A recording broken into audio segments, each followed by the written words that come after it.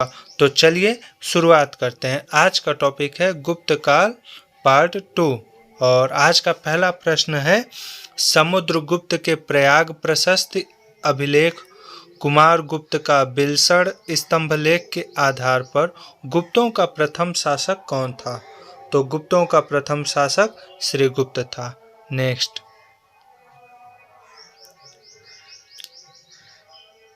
चीनी यात्री इत्सिंग श्रीगुप्त का उल्लेख करते हुए लिखता है कि श्रीगुप्त ने चीनी यात्रियों के लिए मृग शिखावन में एक मंदिर का निर्माण करवाया था।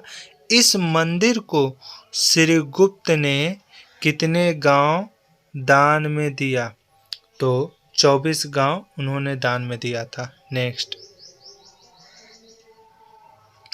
स्कंदगुप्त के समय सुपिया अभिलेख तथा प्रभावती गुप्त के पूना ताम्रपत्र अभिलेख के अनुसार गुप्त वंश का संस्थापक किसे माना है? तो किसे माना है? तो इसका उत्तर होगा घटोत्कच। नेक्स्ट,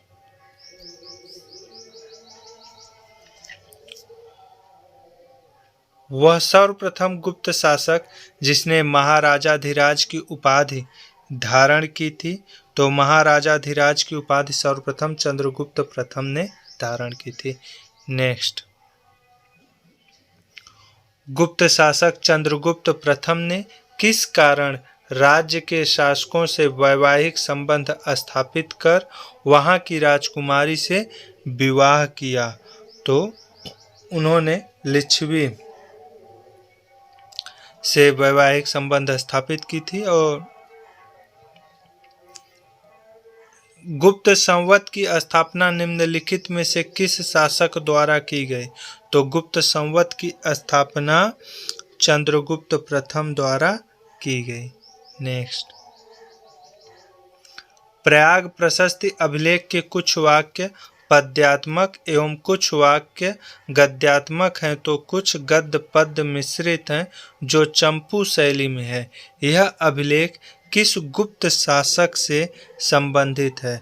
तो प्रयाग प्रशस्ति समुद्रगुप्त से संबंधित है और इसके उत्कीर्णकर्ता कौन थे? और इसके उत्कीर्णकर्ता हरिसेन थे। हरिसेन जो कि समुद्रगुप्त का दरबारी कवि भी था। नेक्स्ट, प्रयाग प्रशस्ति अभिलेख में समुद्रगुप्त की सैनिक उपलब्धियों में इसने आर्यावर्त या उत्तरी भारत के कितने राजाओं को परास्त कर इन राजाओं को अपने राज्य में मिला लिया? तो इन राजाओं को अपने राज्य में कितने राज्यों को उन्होंने जीता था? 9 राज्यों को। नेक्स्ट,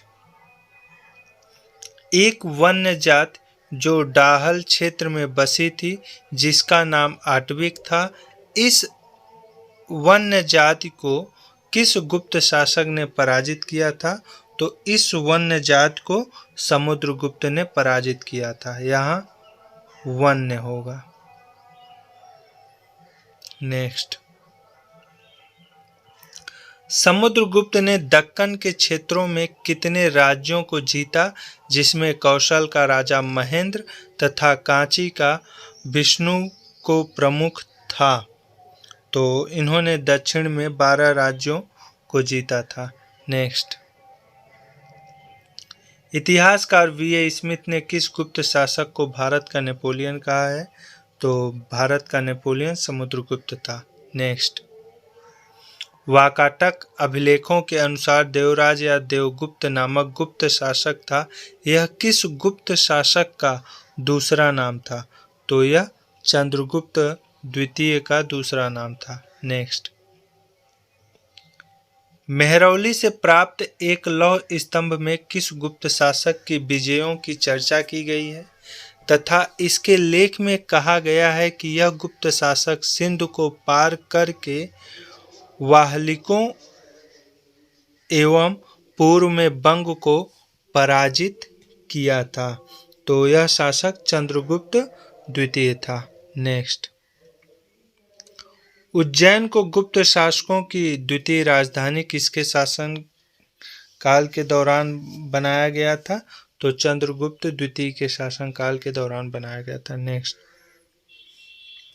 चंद्रगुप्त विक्रमादित्य ने अपना विवाह किस वंश की राजकुमारी से किया तथा इससे उत्पन्न पुत्र प्रभावती का विवाह वाकाटक शासक रुद्रसेन द्वितीय से किया? तो नागवंश इसका उत्तर होगा। नेक्स्ट, गुजरात के शकों को परास्त करने के बाद चंद्रगुप्त द्वितीय ने शकारी एवं विक्रमादित्य जैसी उपाधियां धारण की।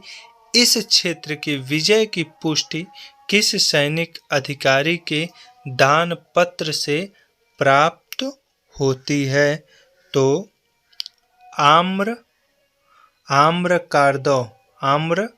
कारदव नामक सैनिक अधिकारी के दान प्राप्त से इसका उल्लेख मिलता है। नेक्स्ट, चंद्रगुप्त द्वितीय के मथुरा अभिलेख में शैव धर्म के प्रोत्साहन की चर्चा की गई है। यह शैव धर्म किस संप्रदाय या मत का विश्वास व उपासना करता था? तो यह पाशुपत संप्रदाय का विश्वास एवं उपासना करता था। नेक्स्ट, क्षेमेंद्र कृत औचित्य विचार चर्चा के अनुसार चंद्रगुप्त ने कालिदास को अपना दूत बनाकर किस नरेश के पास भेजा था? तो कालिदास को अपना दूत बनाकर चंद्रगुप्त द्वितीय ने कुंतल नरेश के पास भेजा था। नेक्स्ट, गुप्त शासक कुमारगुप्त प्रथम को किस विश्वविद्यालय का संस्थापक माना जाता है? तो कुमारगुप्त प्रथम को नालंदा विश्वविद्यालय का संस्थापक माना जाता है। नेक्स्ट, विश्व प्रसिद्ध नालंदा विश्वविद्यालय कुमारगुप्त के शासनकाल में बनवाया गया। इसकी स्थापना कौन सी शताब्दी में हुई? तो इसकी स्थापना 5वीं शताब्दी में हुई थी। नेक्स्ट, कुमारगुप्त के किस अभिलेख में गुप्त साम्राज्य के प्रशासनिक विभाजन की चर्चा की गई है? तो इसका उत्तर होगा दामोदरपुर ताम्रपत्र लेख। नेक्स्ट, निम्नलिखित में से कौन सी उपाधि स्कंदगुप्त से संबंधित है? तो स्कंदगुप्त से शक्रादित्य की उपाधि स्कंदगुप्त ने धारण की थी। नेक्स्ट, गुप्त शासक स्कंदगुप्त के शासनकाल में किन वंश के शासकों ने आक्रमण किया परंतु स्कंदगुप्त इसे रोकने में सफल रहा? तो हुण वंश का आक्रमण हुआ था स्कंदगुप्त के शासनकाल में, परंतु उसके प्रभाव को नष्ट करने में सफल हुए थे स्कंदगुप्त। नेक्स्ट, किस शासक के समय तोरमाड़ हुण आक्रमण हुआ? तो स्कंदगुप्त के समय में ही तोरमाड़ हुण आक्रमण हुआ था। नेक्स्ट, किस गुप्त शासक ने अपना राजदूत चीन भेजा था? स्कंदगुप्त ने अपना राजदूत चीन भेजा था। नेक्स्ट, चीनी यात्री शुंग युन के अनुसार हुणों का पहला शासक कौन था? तो हुणों का पहला शासक तिगिन था। नेक्स्ट, किस अभिलेख में पुष्यमित्रों एवं हुणों के साथ स्कंदगुप्त के युद्ध का वर्णन किया गया है? तो भीतरी स्तंभलेख इसका उत्तर होगा। नेक्स्ट, किस अभिलेख से पता चलता है कि स्कंदगुप्त के काल में मद्र नामक एक व्यक्ति ने 5 जैन तीर्थंकरों की प्रतिमाओं का निर्माण करवाया था? इसका उत्तर होगा कहौम स्तंभलेख। नेक्स्ट, सारनाथ का बुद्ध मूर्ति लेख किस गुप्त शासक से संबंधित है? सारनाथ का बुद्ध मूर्ति लेख स्कंद गुप्त से संबंधित है। नेक्स्ट, गुप्त साम्राज्य का विभाजन भुक्तियों या प्रांतों में हुआ था। इन प्रांतों में किस अधिकारी की नियुक्ति की जाती थी? तो इन प्रांतों में उपरिक नामक अधिकारी की नियुक्ति की जाती थी। नेक्स्ट, गुप्तकालीन राज्य शासन व्यवस्था में सीमांत प्रदेशों के प्रशासक को क्या कहा जाता था? तो सीमांत प्रदेशों के प्रशासक को गोप्ता कहा जाता था। नेक्स्ट, गुप्त काल के प्रशासनिक अधिकारियों में राजकोष के अधिकारी को क्या कहा जाता था? तो राजकोष के अधिकारी को भंडागाराधिकृत कहा जाता था। नेक्स्ट, गुप्तकालीन करों में ग्रामवासियों पर लगाया गया अनिवार्य कर कौन सा कर कहलाता था?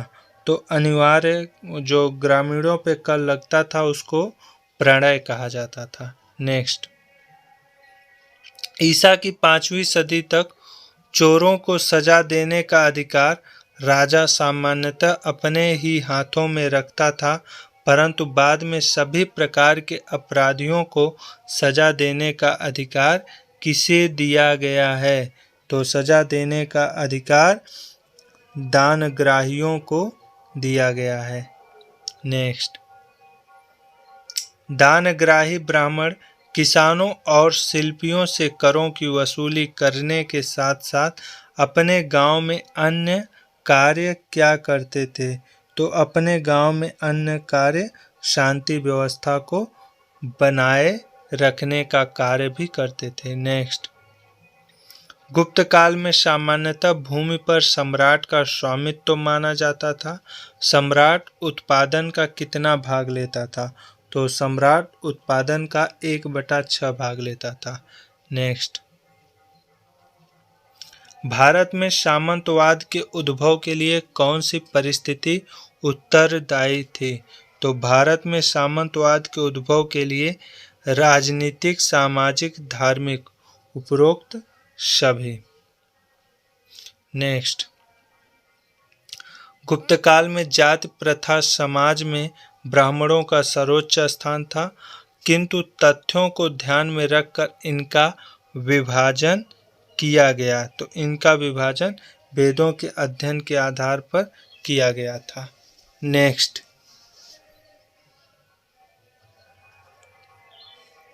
गुप्तकालीन किस विद्वान ने कहा है कि ब्राह्मण के मकान में 5 कमरे, क्षत्रिय के 4 कमरे, वैश्य के 3 कमरे तथा शूद्र का मकान 2 कमरे का होना चाहिए?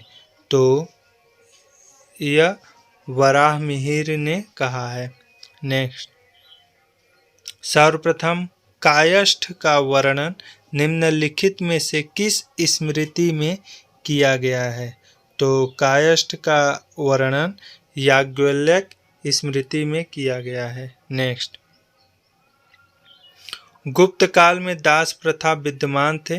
नारद स्मृति में कितने प्रकार के दासों का उल्लेख किया गया है? तो नारद स्मृति में 15 प्रकार के दासों का उल्लेख किया गया है। नेक्स्ट, निम्नलिखित में से किस स्मृति में सर्वप्रथम विधवाओं के संपत्ति के अधिकार के बारे में बताया गया है? तो विधवाओं के संपत्ति के अधिकार के बारे में बताया गया है याज्ञवल्क्य स्मृति, बृहस्पति स्मृति, कात्यायन स्मृति, अर्थात उपरोक्त सभी। नेक्स्ट, कालिदास के मेघदूत में उज्जैन के महाकाल मंदिर में क्या रखे जाने की चर्चा की गई है? तो कालिदास के मेघदूत में उज्जैन के महाकाल मंदिर में देवदासियों को रखे जाने की चर्चा की गई है। नेक्स्ट, गुप्त काल में शूद्र पुरुष एवं ब्राह्मण स्त्री से उत्पन्न संतान को क्या कहा गया है? तो उसे चांडाल ही कहा जाता है। नेक्स्ट, गुप्त काल में ब्राह्मण धर्मों के अंतर्गत किस धर्म को सर्वोच्चता दी गई है? तो ब्राह्मण धर्म के अंतर्गत वैष्णव धर्म को सर्वोच्चता दी गई है। नेक्स्ट, महाभारत में शैव, पाशुपत, कापालिक एवं कालामुख संप्रदायों का उल्लेख मिलता है तथा महाभारत में किस पूजा की चर्चा की गई है? तो महाभारत में लिंग पूजा की चर्चा की गई है। नेक्स्ट, ब्राह्मण धर्म के अतिरिक्त बौद्ध एवं जैन धर्मों का भी गुप्त काल में प्रचार प्रसार हुआ। यह धर्मों का विकसित स्वरूप कहाँ तक था? तो यह धर्मों का विकसित स्वरूप पंजाब व कश्मीर तक था। नेक्स्ट, अमरसेन द्वारा रचित अमरकोश में गुप्त काल में भूमियों के कितने प्रकार बताए गए हैं? तो गुप्त काल में भूमियों के 12 प्रकार बताए गए हैं। नेक्स्ट, गुप्तकालीन भूमियों के प्रकार में दलदली भूमि को क्या कहा गया है? तो दलदली भूमि को औदक कहा गया है। नेक्स्ट, सर्वाधिक 14 प्रकार के सिक्के चलवाने का श्रेय किस गुप्त शासक को है? तो सर्वाधिक 14 प्रकार के सिक्के चलवाने का श्रेय कुमारगुप्त प्रथम को है। तो यह 50 महत्वपूर्ण प्रश्नों का श्रृंखला था जो मैंने आप लोगों के साथ साझा किया।